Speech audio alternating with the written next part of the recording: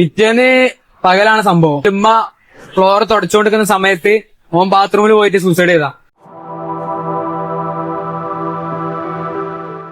പ്രിയപ്പെട്ട സുഹൃത്തുക്കളെ, ഇന്ന് ഞാനൊരു വീഡിയോ കണ്ടു. ആ വീഡിയോയിൽ ഒരു ചെറുപ്പക്കാരനെ ഉബൈദ് പരിചയപ്പെടുത്തുന്നുണ്ട്. ഉബൈദിനെ നിങ്ങൾക്കറിയാലോ, ഈ നോട്ടൊക്കെ എണ്ണാൻ പറയുന്ന ഉബൈദ്. ഇത് തന്നെ പാവപ്പെട്ടവർക്കാണ്, സാധാരണ അർഹതയുള്ളവരിലേക്ക് തന്നെയാണ് ഉബൈദ് എത്തുന്നത് കണ്ടിട്ടുള്ളത്. ഞാൻ കണ്ട വീഡിയോസിന്റെ കാര്യമാണ്. ഇനി അയാൾ അങ്ങനെ കൊടുക്കുന്നതാണോ എന്ന് എനിക്ക് അറിയില്ല. ഏതായാലും അങ്ങനെ ഒരു ഓട്ടോറിക്ഷ ഡ്രൈവറെ ചെന്ന് പരിചയപ്പെടുന്ന ഒരു വീഡിയോ ഞാൻ ഇന്ന് കണ്ടു. ആ ഓട്ടോറിക്ഷക്കാരൻ അയാളെ പരിചയപ്പെടുത്തിയപ്പോൾ ആ പരിചയപ്പെടുത്തലിനെ കുറിച്ച് നിങ്ങളോട് സംസാരിക്കണമെന്ന് തോന്നി. ഒപ്പം നമ്മുടെ സർക്കാർ സംവിധാനങ്ങൾ, വിദ്യാഭ്യാസ മേഖലയിലെ ചില സംവിധാനങ്ങൾ, അതിന്റെ ന്യൂനതകളും കൂടി ചേർത്ത് പറയണമെന്ന് തോന്നി. ഇവിടെ ജീവിക്കാനുള്ള ഫണ്ട് ഉണ്ടാക്കാം. ഈ ഓട്ടോ റെന്റാ? അല്ല, ഞാൻ റെന്റ് ചെയ്യുന്ന, ഞാൻ വാങ്ങി കഷ്ടപ്പെട്ട് വാങ്ങിച്ചു. അല്ല, അടവുണ്ട്. ഓട്ടോ ഓടിയാ നേരെ പിന്നെ ഹോസ്റ്റലിൽ പോകും. രാവിലെ വെച്ച് കുറച്ചു നേരം ഓടും, പിന്നെ കോളേജ് പോകും, പിന്നെ വീണ്ടും ഈവനിങ് ഇറങ്ങും. ഞാൻ അവിടെ എറണാകുളം മഹാരാഷ്ട്രയിൽ പഠിക്കുക. ഇപ്പോ second year, BA philosophy second year. Part time ആയിട്ട് ഓട്ടോ ഓടുക. വീട്ടിൽ ഉപ്പ, അമ്മ, കാക്ക, ഞാന്, അനിയൻ മരിച്ച് സൂസൈഡ്. അനിയൻ മരിച്ച് 2 മാസമായിട്ടുള്ളൂ. എന്നിട്ട് ബുദ്ധി കുറവുണ്ടോ ചെയ്താണ്. ഓന് വേണ്ടി എന്ന് ഞാൻ നിസ്കരിക്കലുണ്ട്. ഇന്ന് കുറച്ച് ലേറ്റ് ആയി. പള്ളി പോയി നിസ്കരിക്കണം, പ്രാർത്ഥിക്കണം. 10ാം ക്ലാസ് തോറ്റേന്റെ ആ നമ്മളാരും ഒന്നും പറഞ്ഞില്ല. പക്ഷേ ഭയങ്കര ബാഡായി പോയി. വീട്ടിൽ ഉമ്മ ഉണ്ടായിരുന്നു. ഉമ്മനെ പറ്റിച്ചു പോയാണ്. ഒരു സബ്ജക്റ്റ് പോയി. പിറ്റേന്ന് പകലാണ് സംഭവം. ഉമ്മ ഫ്ലോർ തുടച്ചുകൊണ്ടിരിക്കുന്ന സമയത്ത് ഓൻ ബാത്റൂമിൽ പോയിട്ട് സൂസൈഡ് ചെയ്താ. ഓന് കയറെടുത്താ. അവന്റെ അറിവില്ലാമ ചെയ്താണ്. ആ സമയത്ത് 10th ആണ് ഏറ്റവും വലുത് എന്നുള്ള സ്കൂളിലൊക്കെ പറഞ്ഞ് പഠിപ്പിച്ചു തരും. പക്ഷെ അതല്ല വലിയ മൈൽസ്റ്റോൺ എന്ന് ആദ്യം മനസ്സിലാക്കുക. ഇൻവിജിലേറ്റേഴ്സിനോടും പേപ്പർ നോക്കുന്ന കുറച്ച് ആൾക്കാരുടെ പറയാളെ, ഓനാകെ 1-2 മാർക്കിനെ പോയിട്ടുള്ളൂ. ആ പേപ്പർ നോക്കുന്ന ആൾക്ക് ആ മാർക്ക് 1-2 ഇട്ടുകൊടുത്തൊക്കെയാണെങ്കിൽ എന്റെ അനിയന്ന് ജീവനോടുണ്ടായി. ഈ കളിയാക്കുന്നവർക്കൊക്കെ ഒന്ന് കളിയാക്കി പോയാൽ മതി. പോകുമ്പോ ആ ഫാമിലിക്ക് പോകുള്ളൂ. ഇപ്പൊ എന്റെ ഫാമിലിയൊക്കെ കടന്നു പോകാനാണ് ഏറ്റവും ബാഡ് സിറ്റുവേഷനിലൂടെ കടന്നു പോണേ. പറഞ്ഞറിയിക്കാൻ പറ്റാത്ത അവസ്ഥ. വീട്ടിലേക്ക് വിളിക്കാൻ പറ്റൂല.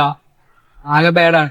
മലപ്പുറം സ്വദേശിയായിട്ടുള്ള ഈ യുവാവ്, പേരെനിക്കറിയില്ല, വീഡിയോയിൽ പേര് പറയുന്നത് കേട്ടില്ല.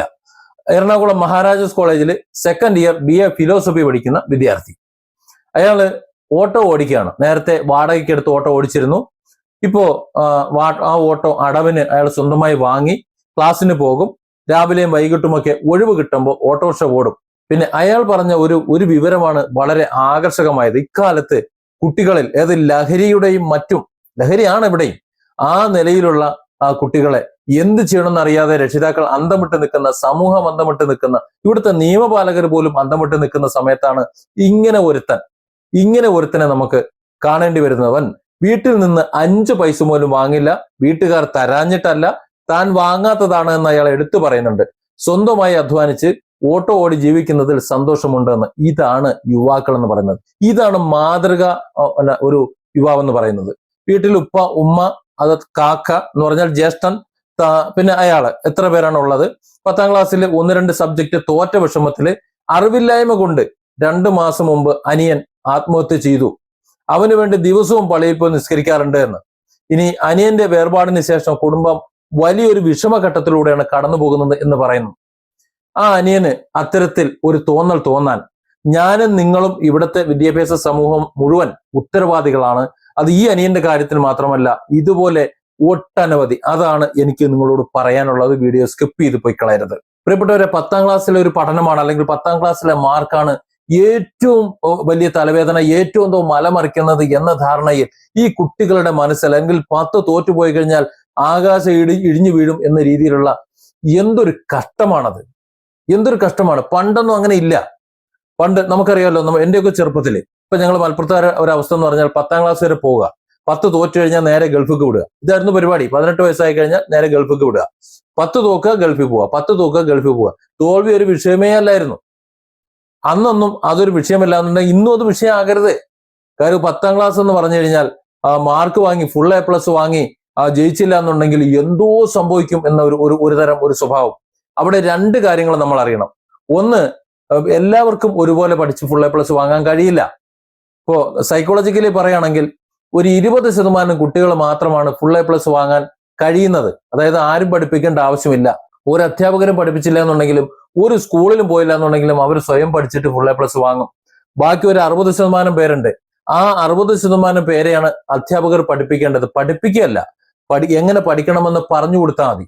അതായത് വിവിധ വിഭാഗങ്ങളാണ് കുട്ടികൾ, സൈക്കോളജിക്കലി വിവിധ കാറ്റഗറികളാണ്. ആ കുട്ടികൾ ഓരോരുത്തരും ഏത് രീതിയിലാണ് പഠിക്കേണ്ടത്, അല്ലെങ്കിൽ ഏതേത് മേഖലയിലാണ് പോകേണ്ടത് എന്ന് വഴി പറഞ്ഞു കൊടുക്കുകയാണ് ശരിക്കും അധ്യാപകർ ചെയ്യേണ്ടത്. വഴികാട്ടികൾ, പഠിക്കാൻ സഹായിക്കുന്നവർ.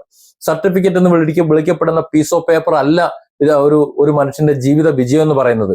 അതുകൊണ്ട് സർട്ടിഫിക്കറ്റിലെ മാർക്കുകൾക്കും കാര്യമില്ല. ഇവിടെ നിങ്ങളൊരു കാര്യം ചിന്തിച്ചാൽ മനസ്സിലാവും. ഏറ്റവും മുന്നിലിരുന്ന് പഠിക്കുന്ന വലിയ പഠിതാക്കളായിട്ടുള്ള ആൾക്കാർ, അവർ വലിയ വലിയ കമ്പനികളുടെ ഉന്നത സ്ഥാനങ്ങളിൽ വലിയ ശമ്പളത്തിന് ജോലി ചെയ്യുമ്പോൾ മിഡിൽ ബെഞ്ചിലിരുന്ന് പഠിച്ചിട്ടുള്ള സാധാരണക്കാരായിട്ടുള്ള ആൾക്കാരുണ്ടല്ലോ, അവരുടെ അധ്യാപകരായിട്ട് മറ്റുള്ളവരുമായിട്ട് നമ്മുടെ പ്രാദേശികമായി ഉന്നത സ്ഥാനങ്ങളിൽ നിന്നുകൊണ്ട് മറ്റുള്ളവരെ പഠിപ്പിച്ചും കണ്ടെത്തലുകൾ നടത്തിയും ഒക്കെ അവർ നിൽക്കും. ഏറ്റവും ബേക്കിലിരുന്ന് ഉറക്കം തൂങ്ങിയിരുന്ന കുറെ ആൾക്കാർ ഈ രണ്ടു കൂട്ടർക്ക് ശമ്പളം കൊടുക്കുന്നത് നമുക്ക് കാണാനും ഇന്ന് ഈ ലോകത്ത് കാണാൻ പറ്റും. ഇതാണ് ലോകത്തിന്റെ അവസ്ഥ എന്ന് പറയുന്നത്. ഞാൻ നേരത്തെ പറഞ്ഞതുപോലെ അതിനുശേഷം വരുന്ന 40% ഒരു 20% പഠിപ്പിക്കുക തന്നെ വേണം. ബാക്കി 20% നിങ്ങൾ എന്ത് പഠിപ്പിച്ചിട്ടും കാര്യമില്ല. അത് പ്രകൃതിയുടെ സിസ്റ്റാണ്. ഇവിടെ ഓരോ മേഖലയിലേക്കും ആള് വേണം. ആ ആൾ എങ്ങനെ വേണമെന്നത് പ്രകൃതി നിശ്ചയിച്ചിട്ടുണ്ട്. അല്ലാതെ എല്ലാവരും 1 റാങ്കുകാരും എല്ലാവരും 5 റാങ്കുകാരുമായി മാറില്ല.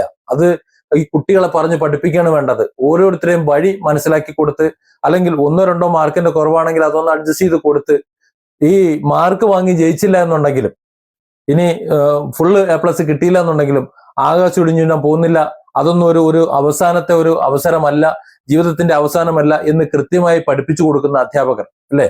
അങ്ങനെയാണ് വേണ്ടത്. അതായത് ഒരു ലക്ഷ്യബോധം കൊടുക്കുകയാണ് വേണ്ടത്. ഒരു ലക്ഷ്യവുമില്ലാതെ 10ാം ക്ലാസ് തോറ്റുപോയി കഴിഞ്ഞാൽ നാണക്കേടാണ് എന്ന് നമ്മുടെ കുട്ടികളെ പഠിപ്പിച്ചത് കൊണ്ടാണ്, അല്ലെങ്കിൽ അങ്ങനെ ഈ സമൂഹം ധരിപ്പിച്ചു വെച്ചേക്കുന്നത് കൊണ്ടാണ് ഇവിടെ കുട്ടികൾ ആത്മഹത്യ ചെയ്യുന്നത്. അത് +2-നായാലും അതുപോലെ 10ാം ക്ലാസ് ആയാലും എത്ര പേര് ആത്മഹത്യ ചെയ്യുന്നു. അതിലൊരു കുട്ടിയാണ് ഇവന്റെ അനിയൻ എന്ന് പറയുന്നത്. വളരെ വിഷമമുണ്ട്. ഞാൻ അധ്യാപന മേഖലയിൽ ടീച്ചർ ട്രെയിനിങ് നടത്തിക്കൊണ്ടിരുന്ന കാലത്ത് 2023 വരെയുള്ള ആ കാലഘട്ടങ്ങളിൽ മിക്കവാറും എല്ലാ സ്ഥലങ്ങളിലും ഞാൻ ഈ വിഷയം പറയുമായിരുന്നു, കുട്ടികളെ എങ്ങനെയാണ് കൈകാര്യം ചെയ്യേണ്ടത് എന്ന്. ഇപ്പോൾ അത്തരം കാര്യങ്ങൾ കൈകാര്യം ചെയ്യുന്നില്ല. അതുകൊണ്ട് വീഡിയോയിലൂടെ നിങ്ങളോട് സംസാരിക്കുന്നു. സത്യത്തിൽ ഈ കുട്ടി ഈ പഠിക്കുന്ന മഹാരാജാസിൽ പഠിക്കുന്ന 2nd ഇയർ BA ഫിലോസഫി ആ വിദ്യാർത്ഥി ഒരു മാതൃകയാണ് നമ്മുടെ നാട്ടില്. അവനെ പോലെയുള്ളവരെയാണ് നമ്മൾ എടുത്ത് കാണിച്ചു കൊടുക്കേണ്ടത്. ഇങ്ങനെയാണ് ജീവിക്കേണ്ടത്. അല്ലാതെ കണ്ട ലഹരിക്കും അതിനും ഇതിനും പിടിച്ചുപറിക്കും പിന്നാലെ പോകുക അല്ല വേണ്ടത്. സാമൂഹ്യ ദ്രോഹിയാകലല്ല. അതിനെയാണ് നമ്മളെ പാരന്റിങ് എന്ന് പറയുന്നത്. ആ പാരന്റിങ് നന്നായാൽ നമ്മുടെ കുട്ടികൾ നന്നാവും. പക്ഷേ ഇവിടെ ചില നിയമങ്ങളുണ്ട്. ആ നിയമങ്ങളെ വിമർശിക്കാതെ പറ്റില്ല. ഇവിടെ ചില പോക്സോ നിയമങ്ങൾ, അതുപോലെ ബാല സംരക്ഷണ നിയമങ്ങൾ, ഇപ്പൊ കഴിഞ്ഞ ദിവസം കൊണ്ടില്ല ഒരു കുട്ടിയെ തല്ലി എന്ന് പറഞ്ഞൊരു വിഷയം, അതൊക്കെ എടുത്ത് പോകണം. അനാവശ്യമായിട്ടുള്ള നിയമങ്ങളൊക്കെ എടുത്ത് പോകണം. നമ്മുടെ കുട്ടികളെ നമ്മളോട് ചേർത്ത് വെക്കണമെന്നുണ്ടെങ്കിൽ നമുക്കവരെ ശാസിക്കാനും സ്നേഹിക്കാനും രണ്ടിനും നമുക്ക് കഴിയണം. അതിന് വിലക്ക് പ്രഖ്യാപിക്കുകയാണെന്നുണ്ടെങ്കിൽ സ്വാഭാവികമായിട്ടും അവരെ തകർക്കാൻ മറുഭാഗത്ത് പലരുമുണ്ട്. എല്ലാവർക്കും ഈ ചെറുപ്പക്കാരനെ പോലെ സ്വയം തീരുമാനിച്ചു പോകാൻ ചിലപ്പോൾ കഴിഞ്ഞോളണമെന്നില്ല. ഏതായാലും പേരറിയാത്ത പ്രിയപ്പെട്ട എൻ്റെ സഹോദര സഹോദരി, നിങ്ങളുടെ മകൻ നമ്മളെ മലയാളികൾക്ക്, അതായത് ഉബൈദിന്റെ ആ വീഡിയോയിലൂടെയാണ് നമ്മൾ കാണുന്നുണ്ടെങ്കിലും നമുക്കെല്ലാവർക്കും ഒരു അഭിമാനം തന്നെയാണ്. Different angles. Don't forget to subscribe and support this channel.